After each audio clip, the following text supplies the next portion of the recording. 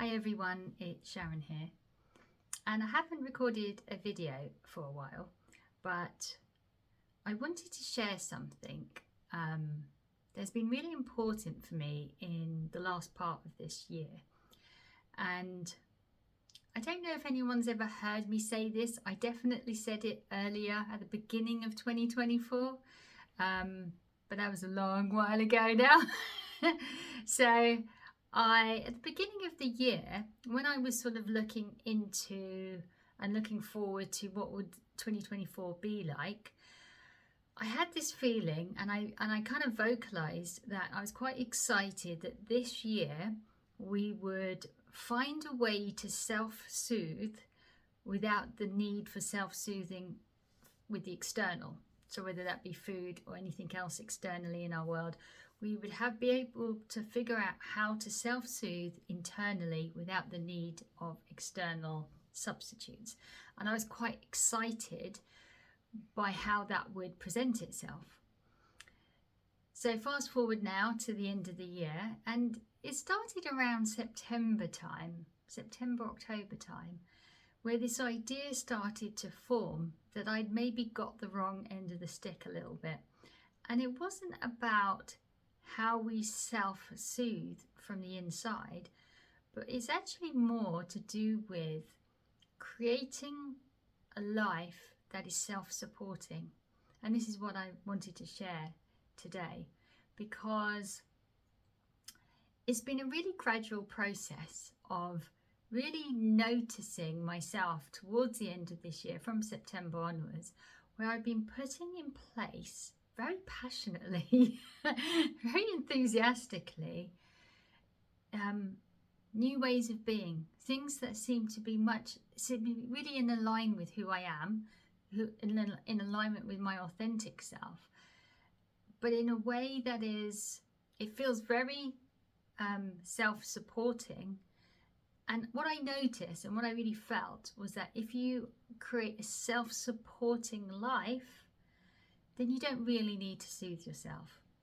The soothing comes out of a sense of lack. The soothing tends to come out of a sense of inauthenticity, when you're not really being your true self and you're reaching for something to make you feel better.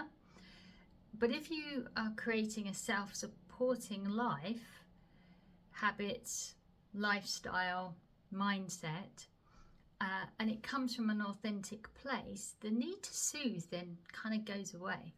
So when this sort of idea sprung up from my intuition that I kind of got the wrong end of the stick a little bit, I started to think about all the ways that I could create a lifestyle, a way of living that was self-supporting. And I had this real genuine passion spring up from within about herbal remedies. And it was kind of surprising to me to begin with, because I'm very spiritual, because I spend a lot of my time doing spiritual stuff, and I've got a good control of my mind now. I have no concerns about where my mind goes or where my thoughts go. That's all very much under control. I never really focused very much on the physical, partially because the physical is an illusion, so why bother? It's just an appearance in what we would call this reality, but it's not really there, so why bother looking after it? And not looking after it, but just not really spending so much time on it. And I've never spent a lot of time on the body compared to mind or spirit. So it was kind of interesting to me that I had this real passion for herbal remedies. Now, because we're going into winter, everything is about coughs and colds and flus and stuff, and I'm not particularly susceptible to it because I don't believe in the bacteria only reason why you catch something. I think it's more stress related and stress release related. But you know, that tends to be what's going on at the moment when you join herbal courses. They're all about immunity mainly, and staving off colds and flus and the like. But I just really liked this idea of, and I believe it's true, it's not just an idea, I do actually believe it's true, that we have been given everything we need to live well. whether we live well or not is another matter, but the universe has provided a bounty of things that support and help us.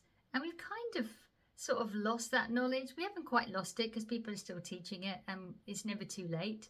But there are all kinds of things in your garden, even in the local park where there's trees.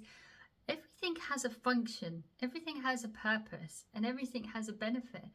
And it's just really about understanding that. And so I got quite into this idea of nature not only being part of the universe, and it's very nice, but it's being our friend and it's being a supporter of us. And what can we do to support nature? And because it's giving us this lovely bounty of very helpful stuff. Now, this is just my personal, I'm just giving you this example as my personal self-supporting behaviour. But it was something, it was quite unusual. I'd never really had much of an interest, a passing interest, but I've got really into it recently. And I realised, along with herbalism, is one of the other things that I love, that I know that my body loves, and my body loves Tai Chi and my body loves Qigong. You never have to convince me to go to a class. I block it out in my diary. Nothing usually can be double booked because I just love it. My body loves it. It loves energy work, always has done since I started on the more spiritual path. Has always been absolutely blissed out whenever I do Tai Chi or Qigong, and I kind of wanted to get more understanding of it as well. So I realized that what I'm really doing is I'm putting in foundation stones, what I would call a foundation stone, building blocks to a self-supporting life. Now, your building blocks may look very different to mine, but these are just mine. And I really felt, and I really have genuinely felt, like this mindset of self-supporting rather than the need to self-soothe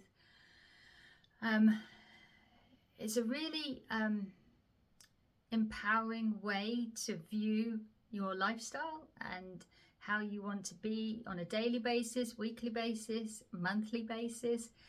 And if you put the foundation stones in and you know what they are, they also your soothing stones as well, right? They're also foundation stones, but they can soothe you. You know where to go to if you're not feeling so great. You have these in place, and you can always dive in more deeply, or you've got tools that are self-supporting when you're feeling a bit low. So I kind of wanted to share and ask, what would be your foundation stones? What would be the behaviours for you in 2025 that will be supporting you so you don't need to self-soothe in any way? So that's the first part. I just think it's, as we're at the end of the year and moving into 2025, and my general feeling of 2025 is that we're going to need patience, we're going to need resilience, and all the things we don't want to hear before Christmas and all the things we don't want to hear on New Year's Eve. But unfortunately, in my perception, what I'm intuiting at the moment for 2025 is, I think it's going to be a difficult year.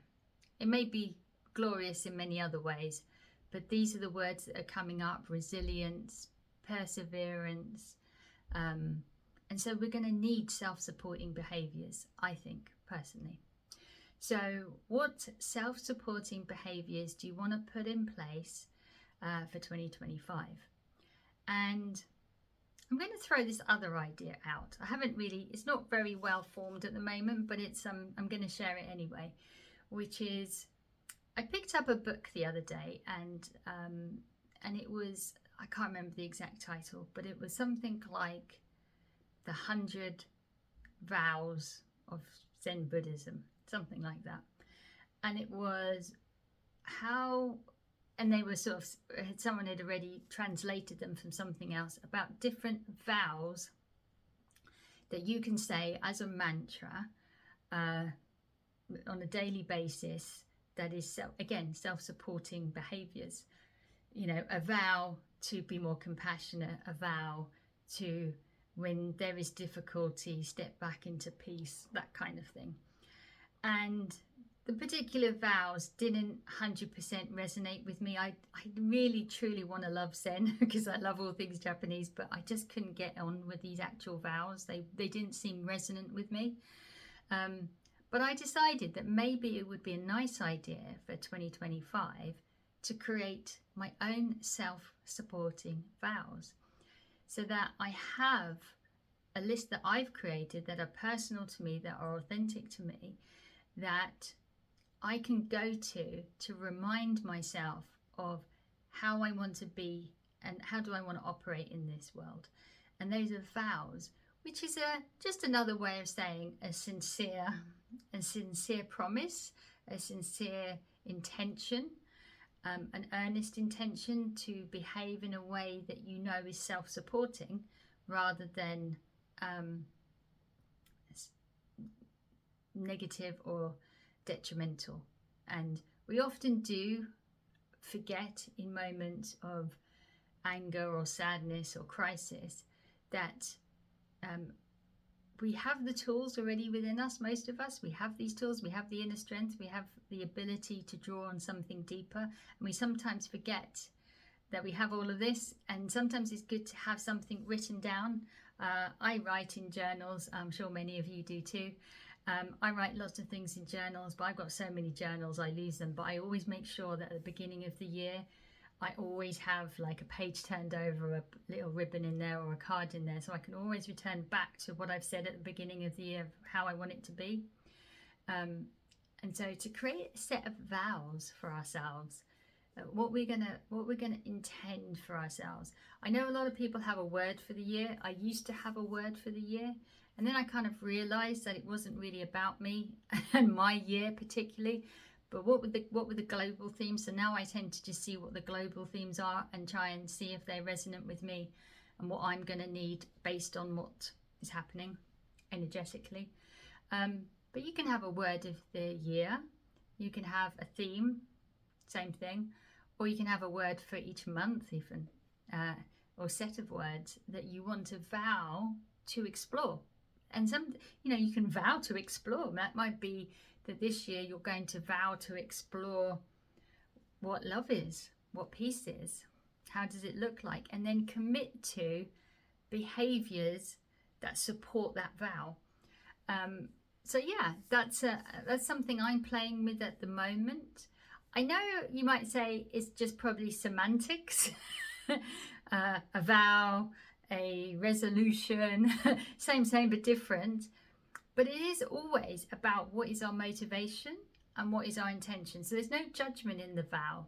There is no, oh, if I fail, I'm a terrible person and I failed at something else. But resolutions tend to be what you think you should be doing. It's not really necessarily always an authentic list of what you actually want, what you feel you want. It's a nice idea. We start things and don't complete them. So the idea of the vow for me was a very personal and authentic list of how do I want to show up, with what values do I want to show up, what commitments do I want to show up with. And it's okay if you fail at them, but you always know you can go back to them and say, this was an opportunity to show up with compassion or peace or kindness or whatever it is your vows are. And they can be practical vows as well, not just, but they have a sense of authentic values for you. And if you didn't show up like that, you can kind of just notice and then vow again to next time try and show up with that value and that commitment to whatever it is that you want to commit to. So yeah, self-supporting behaviour, vows that help us stay committed and stay in integrity with our values. And yeah, let me know what you think. Would you like to create a vow for yourself? It doesn't have to be many, it could be one vow. Could be many, Could be a whole list. Depends on your enthusiasm for the idea. And just see how you feel. What do you reckon? Self-supporting behaviour for 2025? What do you reckon? Reckon it might turn out all right?